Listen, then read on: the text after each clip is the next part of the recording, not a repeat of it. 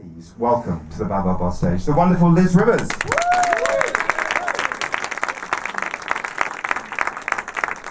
So, welcome. So my slightly cryptic title, what have the pre-Romans ever done for us?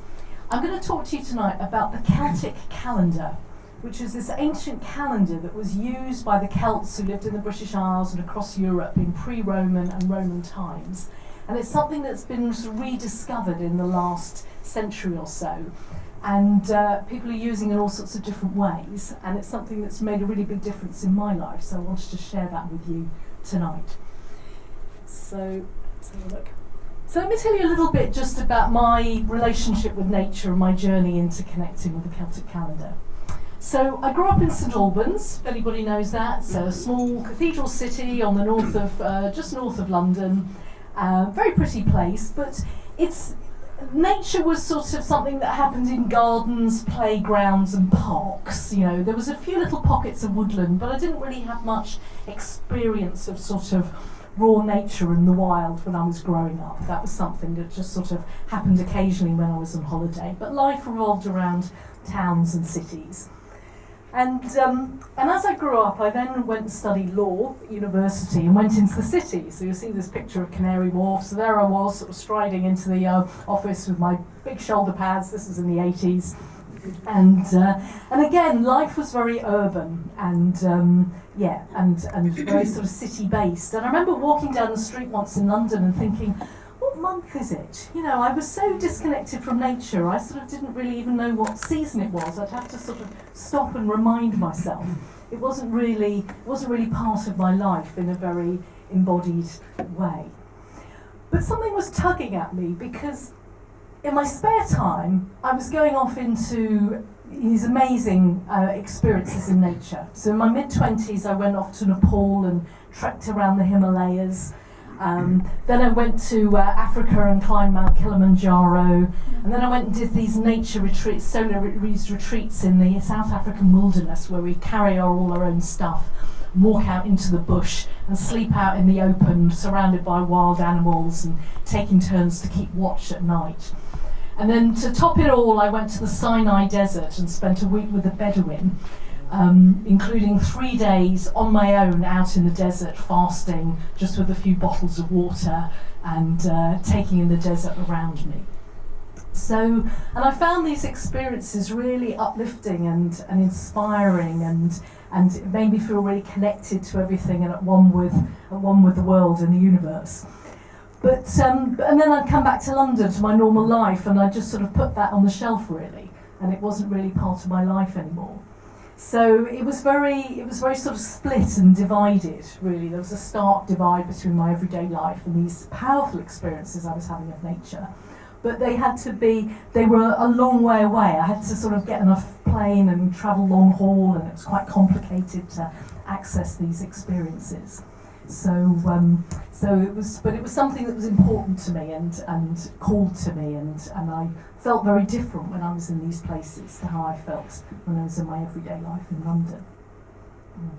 And then perhaps about 13 years ago, somebody invited me to a weekend workshop in Wiltshire.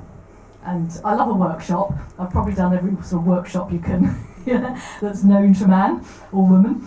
And this one was a place in Wiltshire called Hazel Hill Wood, which is this lovely woodland which gets used for retreats and nature. It's 70 acres, and you can go and you can be off-grid, and there are campfires and composting loos and wood-fired saunas and all of these sorts of things. So a lovely sort of nature experience. And the topic was the Celtic Calendar. And I hadn't really heard of this before, but I thought it sounded interesting. And it was on the weekend of Halloween, which the Celts called Samhain. And so we spent a weekend really delving into what the Celts thought about Halloween, which is very much about connecting with the ancestors. And it's at that time of year when the clocks have just gone back, it's getting darker, we're drawing in towards the winter and the darker months and the hibernatory time of the year. So there was something rather than just thinking, oh, I hate this time of year, it's getting darker, to actually really pause and embrace it and think about, well, what does this time of year mean? and to connect with it in a conscious way, and really think about my ancestors and the generations that came before me, and what they meant to me and what they gave me. So I spent this weekend doing this, and this was fun. And then I got in the car, so I was driving back down the M3 back to East London where I was living at the time, and I thought, wow, I feel as transported and as grounded and as inspired from doing this weekend in Wiltshire as I did going on these amazing long-haul trips to exotic locations. I thought, oh, this is interesting, there's something in this. So I went back, and there was a series of 8 workshops all through the year, working our way through the Celtic calendar to really understand what this ancient practice meant. So let me talk you through what the Celtic calendar is. I've got my pointer here. So basically, you can see that there's 8 different points to it, and this is a map for the year. You can also take it as a map for the day, with midnight at the top and midday at the bottom, or even a map for your life, the seasons of your life. So there's a lovely sort of symmetry of being able to apply this cycle to many different phases and rhythms of our lives. And the structure of it, I think there should be a pointer here. No. So you see up at the top, you see the points that are in blue. So we have the winter solstice, which is the shortest day of the year, happens just before Christmas. And then the summer solstice, which is the longest day of the year, in June. And then you have the equinoxes. So these are exactly halfway between the winter solstice and the summer solstice. And those are the days when the day and the night are of equal length. So I've always thought there was something quite magical about that. And they're these sort of turning points into the half of the year where the days are longer than the nights, and then the half of the year where the nights are longer than the days. So there's something to me very satisfying about the symmetry of the light, and really paying attention to the light, and taking some time in the 3 days around the solstices and the equinoxes to pause and tune in and think about the passing of the year. So that almost creates the skeleton, really. And what the Celts particularly added to this were the festivals in red, which are known as the Celtic quarter festivals. So they go about halfway between the solstices and the equinoxes. And these are all festivals, and the Celts seem to know how to throw a good party. They were great festival people. So each of these has a different sort of flavour and character and purpose to it. So starting in the top right-hand corner, you've got Imbolc, which literally means in the belly. And that's when the ewes are pregnant, the lambs are on their way, the first snowdrops are coming through, and I love this, it's the beginning of the end of winter. So this sense of, the winter's come, we're at the fag end of winter, it's coming to the end, but we can start to see some of the signs of spring and some of those shoots coming through. It's light until about 5 o'clock, a bit later, and it's that sort of marking, moving into the beginning of spring. So that's Imbolc. And then you have Beltane, which is probably better known. So this is very much like sort of very sort of high energy. It's when spring's at its full in its full power. You had sort of ancient fertility rites going on in ancient times at Glastonbury or wherever, and jumping over fires to get your wishes to come true. That was a Celtic ritual around Beltane. So, and I think in Edinburgh now they've reinstated it, so they have a big Beltane festival and a big bonfire in Edinburgh now. So lots of these things are being celebrated a lot more, and in fact Imbolc is being celebrated very much in Ireland. They've given St Bridget, who's one of the patron saints of Ireland, her own saint day ever since last year. So it's like Patrick's had all the glory for about 1500 years, so Bridget's getting her place at the table too, which is at the same time of the year as Imbolc as well. So that's being marked more as well. And then you have Lammas, which in Irish is known as Lunasa, so some of you might have heard of Lunasa, and this is at the beginning of August, and this is the start of the harvests. So in the first half of the year, you've got seeds being sown, you've got shoots coming forth, you've got leaves, plants, flowers, and then fruits. And you start bringing in the harvest around Lammas, and that works all the way around through the autumn months. So it's a starting of a gathering in and having a bit of a rest after all the effort of spring and high summer.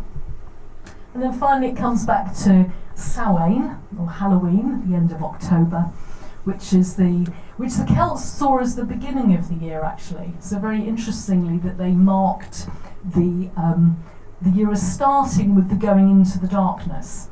And they saw the day as starting at sunset rather than at sunrise or at midnight. So sort of the idea of really embracing the darkness first and going within and spending some time, that hibernatory time, before coming forth into the day. So that's Samhain. So I spent a year doing lots of workshops, practicing all of these different, or really exploring the flavour of each of these points of the Celtic calendar, and really sort of understanding what each of them have their own particular personality and character and set of practices that go with them.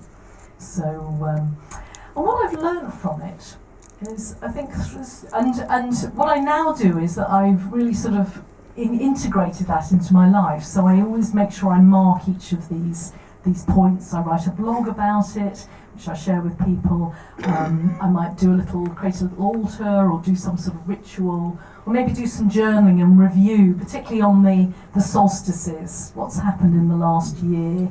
What's happened in the last 6 months? Where am I compared to this time last year? So it's a great way of mapping the year and keeping track of things in a way that feels very organic. Yeah. So some of the things I've got from this, I think there's something about embracing the whole of life, and that I think in our culture very much we have a culture that glorifies growth and is afraid of decay, that likes beginnings and isn't so comfortable with endings, that prioritises activity over rest, that is happier and more comfortable with light rather than darkness. So it's like we want to be in a perpetual spring and summer, and are never really happy with autumn and winter. So in the cult of glorifying sort of youth and energy rather than being comfortable with whatever phase of life we're at. So I think for me, by taking the time to really work with the seasons in this conscious way, I feel that I've come to appreciate the gifts of each of the seasons, rather than thinking, oh, I like this but I don't like that, or wanting it to be different.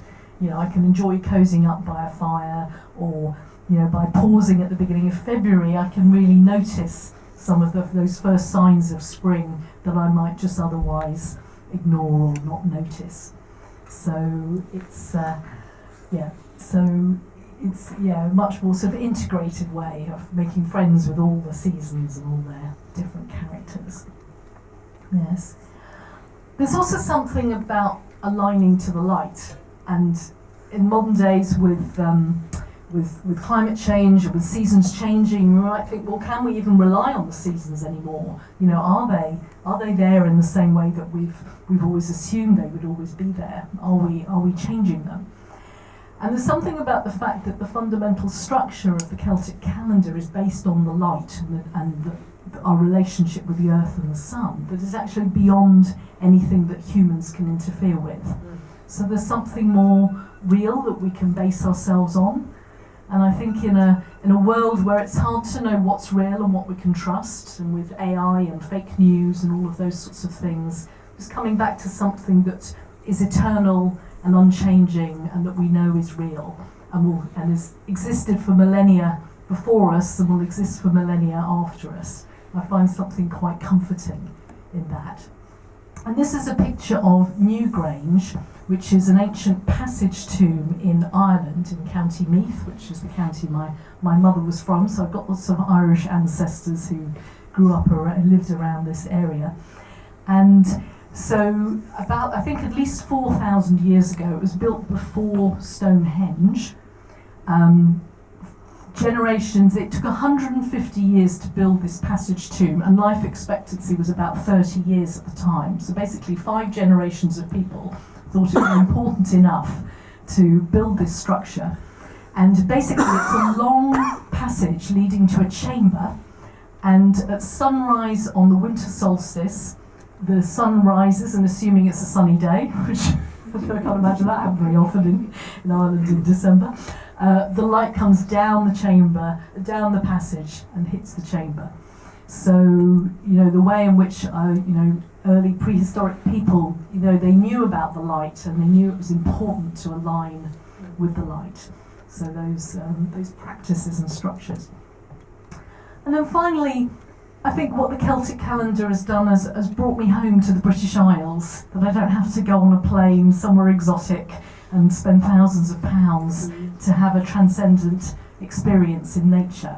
That actually I've come to a practice that's rooted in the British Isles, where my ancestors came from and where I live, and something that I can enjoy every day, and as a way of connecting with nature and the beautiful nature that we have in the British Isles as well. So if you'd like to know more, I run leadership programs for women, which are based on the Celtic calendar. We use those ideas and principles as a way of bringing a different approach to leadership, away from the sort of factory machine model of leadership that we have so much in the modern world. And I write a regular blog as well. 8 times a year I send out a newsletter with a blog about whatever the season is. So thank you very much. Thank